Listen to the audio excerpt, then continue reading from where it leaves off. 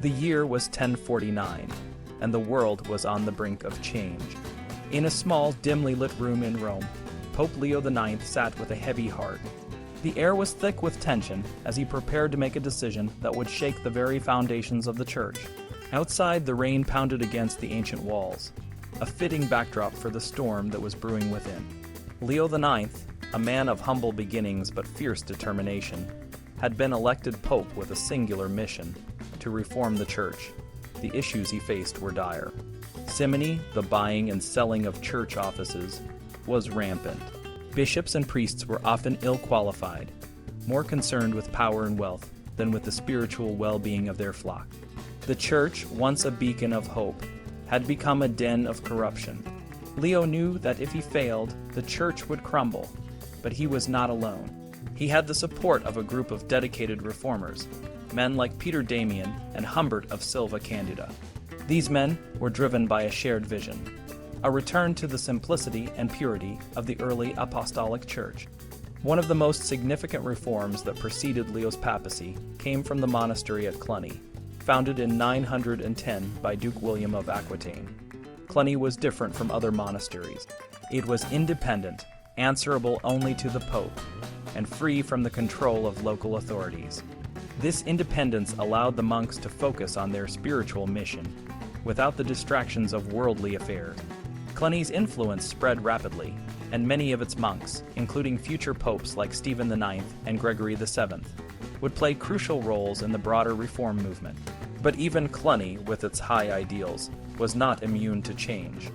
By the late 11th century, some began to see the Cluniacs as too wealthy and comfortable, living in opulence far removed from the apostolic poverty they preached. This led to the founding of the Cistercians in 1098 by Robert of Molisme.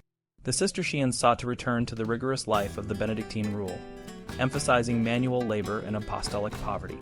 They built their monasteries on uncultivated land, clearing fields and draining swamps, and lived a life of simplicity and hard work. Leo IX's reforms were built on the foundations laid by these earlier movements. He traveled extensively, holding synods in various parts of Christendom. His first synod in Rome was particularly dramatic. He publicly denounced a bishop of Sutri as a Simonist, and when the bishop stood to defend himself, he fell over dead. This event, seen as divine judgment, only added to Leo's authority. Leo's reforms focused on key issues: clerical marriage, concubinage, simony, and investiture. He denounced bishops who had bought their positions and ordered them deposed. He also mandated that all consecrations performed by simonists were invalid. This was a bold move, and it caused widespread controversy. Leo eventually softened his stance, allowing some bishops to retain their positions after a period of penance, but the message was clear: the church would no longer tolerate corruption. Peter Damian and Humbert of Silva, Candida, were instrumental in Leo's reforms. Damian wrote scathing letters condemning simonists, while Humbert attacked the practice of lay investiture, where secular rulers appointed bishops.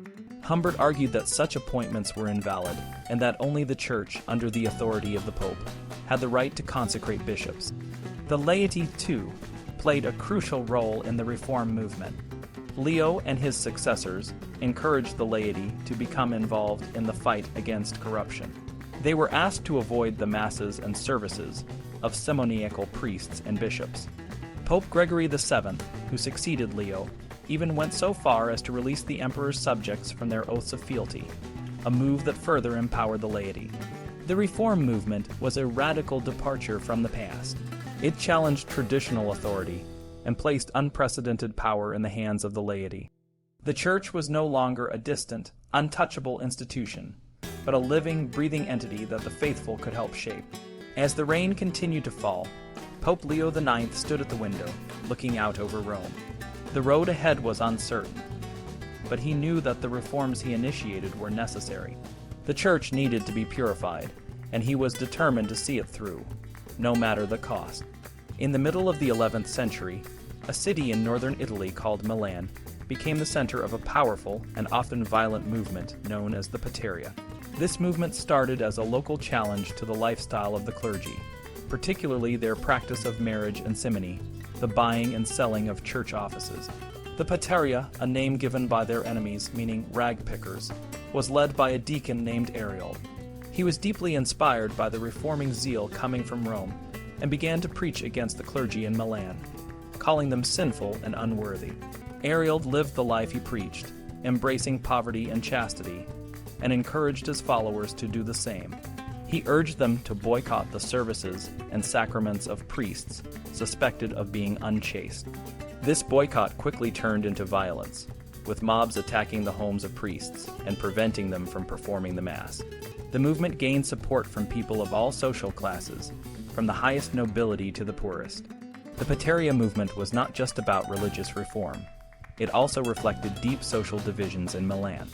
The city was split between the powerful aristocratic families, known as the Capitani, who supported the bishop, and the Vavasors, a lower class of landholders who had gained more independence from the emperor. The Vavasors, along with merchants and the general populace, supported the Pateria, seeing the higher clergy as symbols of an unjust and opulent lifestyle. The conflict in Milan became even more complex as it intersected with the broader struggle between the papacy and the empire over the right to appoint bishops, known as the investiture controversy. The emperor Henry IV supported the Archbishop of Milan, while the popes Alexander II and Gregory VII supported the Pateria. In 1071, when the Archbishop Guido resigned, Henry IV appointed Godfrey as the new archbishop. The Pateria, now led by Erlembald, who took over after Ariel's assassination in 1066, violently opposed Godfrey and disrupted church services. The Pope, Alexander II, excommunicated Godfrey and even gave Erlembald a banner of St. Peter, which he proudly displayed in his processions. The violence in Milan continued, and in 1075, Erlembald was murdered by the Capitani, effectively ending the Pateria movement. However, the principles of reform that the Pateria championed slowly began to take root in Milan, and the involvement of the laity in church reform became a significant factor in the broader reform movement of the 11th century. While the Pateria movement was one of the more violent examples of lay involvement in church reform, the papacy also made significant changes to its own structure to assert its independence and authority. One of the most important steps was the decree in 1059 by Pope Nicholas II, which changed the way popes were elected. Previously, emperors and Roman nobility had a say in who became pope. Nicholas II declared that only the cardinals could elect the pope, making the process an internal church affair. The papacy also developed a powerful bureaucracy, known as the Curia, which helped manage the growing responsibilities of the church. The Curia was divided into three main departments: the Camera, which handled finances, the Chancery, which managed documents and communications, and the Chapel, which dealt with liturgical function. The Chancellor, a key figure in the Curia, acted as the Pope's chief advisor and regulated all documents and cases before they reached the Pope. To further assert its authority, the papacy began to codify church laws and decrees into a coherent system. In the early 1140s, a monk named Gratian compiled the Decretum, a comprehensive collection of canon law that resolved discrepancies and provided a uniform code. This helped the church become a central authority in both ecclesiastical and secular matters. The papacy also sent out legates, representatives who acted on behalf of the Pope, to various parts of Christendom. These legates negotiated with kings and emperors, promoted reform, and strengthened the papacy's control over the church. For example, legates played a crucial role in the Concordat of Worms in 1122, which resolved the investiture controversy, and in the reconciliation of King Henry II of England after the murder of Thomas Becket in 1170. Papal councils also became a key tool for extending the Pope's authority. These councils, held at the Lateran Palace in Rome, brought together bishops from across Christendom to discuss and implement reforms. The First Lateran Council in 1123, for instance, passed laws that banned simony and clerical marriage, regulated church practices, and even addressed social issues like protecting pilgrims and merchants. Through these reforms, the papacy not only strengthened its own power, but also extended its influence over the lives of both clergy and laity, shaping the religious and social landscape of medieval Europe. The Lateran councils played a big role in shaping the church and the lives of people in the Middle Ages. These councils were meetings where church leaders made important decisions about how the church should be run. and what rules people should follow. The Second Lateran Council in 1139 made some big changes. It said that priests couldn't get married and had to dress modestly. If people didn't pay their tithes, a part of their income given to the church, they could be excommunicated, which means they wouldn't be allowed to take part in church activities. The council also said that people who allowed jousting tournaments, which could end in death, wouldn't get proper burials. The council wanted rulers to work with local bishops when handing out justice. The Third Lateran Council in 1179 made rules about how to choose a new pope. Only cardinals could vote, and they needed a 2/3 majority to decide. The council also said that priests couldn't charge money for church services like burials or marriage blessings. They also set a minimum age of 30 for becoming a bishop. The council was strict about sexual behavior, and if priests broke these rules, they could lose their jobs. Lay people who broke the rules could be excommunicated. The council also said that rulers had to help stop heresy, which is any belief that goes against church teachings. The Fourth Lateran Council in 1215 was a big moment for the Pope's power. It said that the bread and wine in communion actually turn into the body and blood of Christ, which is a core belief for Catholics. The council also said that the Pope was the highest authority in the church, above all other leaders. It ordered annual church meetings to improve how priests behaved and forbade the creation of new religious groups. For regular people, the council said they had to go to confession every year. It even made rules about how Jews and Muslims had to dress, so they could be easily identified.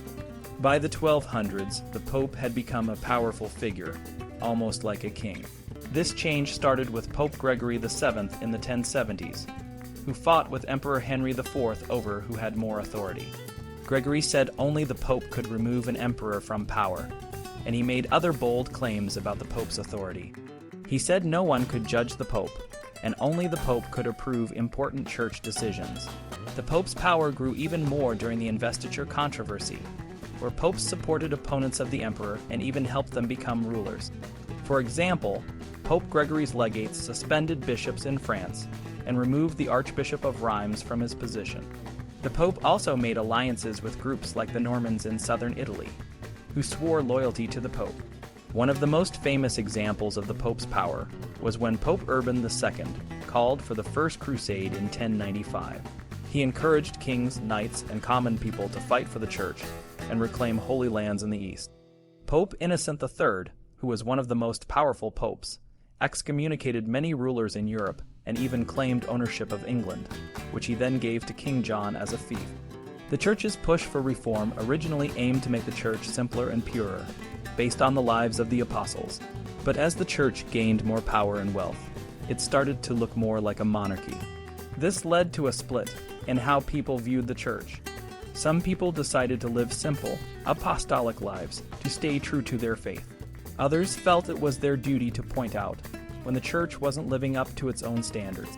One example of this was Gerard Segarelli, who started a group called the Order of Apostles. They lived according to the Vita Apostolica, which means living like the apostles did. They gave up their possessions, wore simple clothes, and lived together, relying on the generosity of others.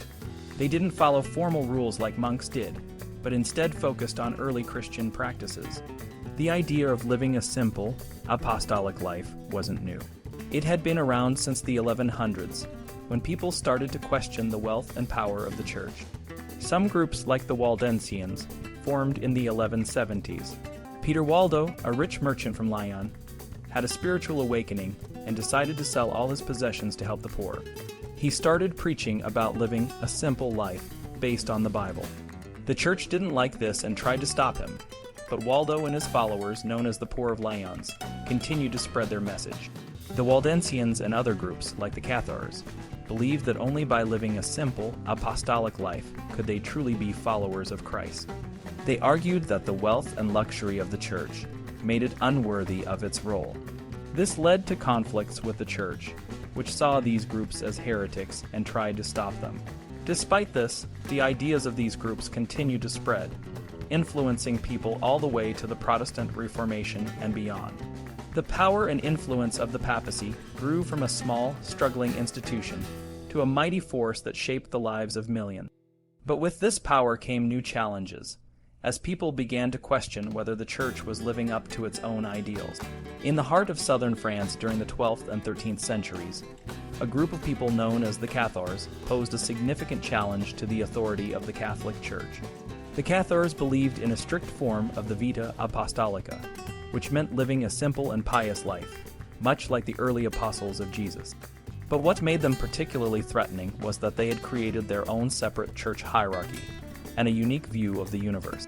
The Cathars believed the world was a battleground between two powerful forces, good and evil. They saw the God of the Old Testament as the evil force, the creator of the material world, which they considered corrupt and sinful. In contrast, they viewed Jesus Christ, the figure from the New Testament, as the good force, a spiritual savior sent to help human spirits escape the physical world. This belief meant that Cathars saw the material world, including things like sexual relations and eating meat, as inherently bad.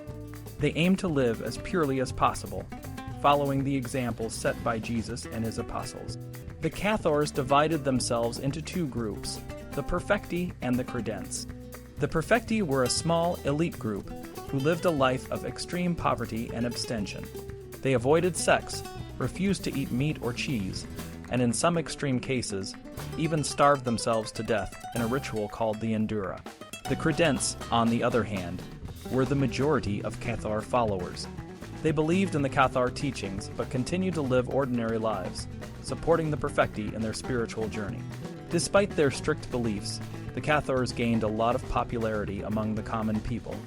This was partly because the 12th century was a time when many people admired wandering preachers who lived in poverty. The Cathars' message of renouncing material possessions and living a simple life resonated with those who were disillusioned by the wealth and power of the church. The church, feeling threatened, responded in several ways. First, they sent their own preachers to counter the Cathar message, but these preachers were often unprepared to match the Cathar perfecti's deep knowledge of scripture and rhetoric. In 1215, the Church convened the Fourth Lateran Council, where they officially affirmed key doctrines to combat Cathar beliefs. They declared that there was only one God, that Jesus was truly resurrected, and that the bread and wine in the Eucharist literally became the body and blood of Christ. These teachings directly contradicted Cathar dualism, which rejected the idea of a single God and the physical resurrection of Jesus. The Church also recognized the need for better educated and more convincing preachers. To address this, they approved the establishment of the Franciscan and Dominican orders, which were known for their poverty and preaching skills. However, the most forceful response was the Albigensian Crusade, a military campaign launched in 1209 that lasted until 1229. This crusade, along with the Inquisition that followed, led to the near eradication of the Cathars. While some Cathars managed to escape and the heresy persisted for another century, it never again posed such a significant threat to the Church. In a different part of Italy, a man named Gerard Segarelli founded a group called the Ordo Apostolorum, or the Order of the Apostles. Unlike the Cathars, Segarelli and his followers were not initially seen as heretics. They wanted to live a simple, apostolic life, inspired by the teachings of Jesus and the early apostles. Segarelli's journey began when he was denied entry into the Franciscan order because he was considered uneducated and low-born. Undeterred, he decided to create his own path. Segarelli's inspiration came from a painting he saw in a Franciscan church, which showed the apostles dressed in simple robes and sandals. He adopted a similar appearance, letting his hair and beard grow long, wearing a coarse gray robe, and putting on sandals and a cord. He sold his small house, gave the money to the poor, and began wandering the streets of Parma, calling on people to do penance with the phrase penitentia gait, which means go and do penance. Segarelli's message of renouncing wealth and doing penance quickly attracted followers. Some were wealthy and feared that their possessions would hinder their salvation. Others were already poor and saw Segarelli's message as a way to legitimize their lifestyle. Some were disillusioned by the growing worldliness of the Franciscans and believed that the order had strayed from its original purpose. One of Segarelli's first followers was a young man named Robert, who had been a servant in the Franciscan order. Robert left the Franciscans to join Segarelli, and this act was seen as a significant moment. However, the Franciscan chronicler Salimbene of Parma, who wrote about the apostles, portrayed Robert's departure negatively. Salambin claimed that Robert was a thief who stole items from the Franciscans before leaving. This portrayal reflects Salambin's bias against Segarelli and his followers. As the number of apostles grew, Segarelli established a communal ceremony to symbolize their commitment to poverty. During this ceremony, the apostles would gather, remove all their clothes, and a woman would redistribute the clothes among them. This act was meant to show that they were willing to give everything they had to their neighbors and to follow a naked Christ. The ceremony also indicated that women had a significant role in the order, which was unusual for the time. The apostles' message of penance and poverty gained them a lot of support in Parma. They were often invited to eat and stay in people's homes, and their popularity grew. Salambin, however, was deeply upset by this, feeling that the citizens of Parma were giving more support to the apostles than to the Franciscans and Dominicans. Women played a crucial role in the order, often traveling with the male apostles and sharing the same tasks. Some noble women even joined the apostles, and in 1299, almost 40% of the apostles were women. Salambin was particularly hostile to the idea of women teaching men in the order, seeing it as a scandalous inversion of the natural order. Despite Salambin's negative portrayal, the order of the apostles continued to grow and spread. They lived together in a house in Parma, and their message of apostolic poverty and penance resonated with many people who were seeking a simpler, more spiritual way of life. However, the order's increasing popularity and the growing influence of Segarelli eventually led to conflicts with the Church, which saw them as a threat to its authority. Gerard Segarelli and the Order of Apostles left a lasting mark on the religious landscape of the 13th century. Despite the slander and rivalry from the Franciscans, especially from the chronicler Salambin, the apostles managed to spread their message far beyond Parma. They preached in cities like Rome, Spain, and even the Holy Land, showing that their movement was not just a local phenomenon, but had a significant following across Europe. Segarelli was a man who deeply believed in living a life of poverty and piety, much like the early apostles. He and his followers, the apostles, wanted to show the world a living example of apostolic devotion. They traveled widely, preaching in cathedrals and gaining support from bishops and the common people. Their message of simplicity and devotion resonated with many, especially those who felt disconnected from the more affluent and structured religious institutions of the time. One of the most interesting aspects of the Order of Apostles was the significant role played by women. Contrary to what Salambin claimed, women of various social classes, including nobility, joined the apostles. These women, known as the Apostolic Sisters, lived a life of strict poverty and itinerancy, much like their male counterparts. They received support from bishops and even penitential privileges, which showed that the Church recognized their genuine piety and dedication. The rise of the apostles also reflects a broader trend in the 13th century where many people, both men and women, sought a more direct and personal connection to their faith. The traditional religious orders, like the Cistercians and Franciscans, had strict rules and often required significant financial resources to join. The apostles, on the other hand, offered a simpler path to spiritual fulfillment, one that did not require wealth or status. Despite the support they received, the apostles faced intense criticism and opposition, particularly from the Franciscans. Salambin's chronicle is filled with accusations of sexual immorality and illiteracy, attempts to undermine the legitimacy of the apostles. However, these attacks did not significantly diminish the movement's popularity. Many people continue to support the apostles, seeing them as a genuine and devout group. In the end, the story of Gerard Segarelli and the Order of Apostles is a testament to the power of a simple, heartfelt message. Their commitment to living a life of poverty and piety inspired many and left a lasting legacy. Even today, their story reminds us of the enduring human desire for a direct and meaningful connection to our faith.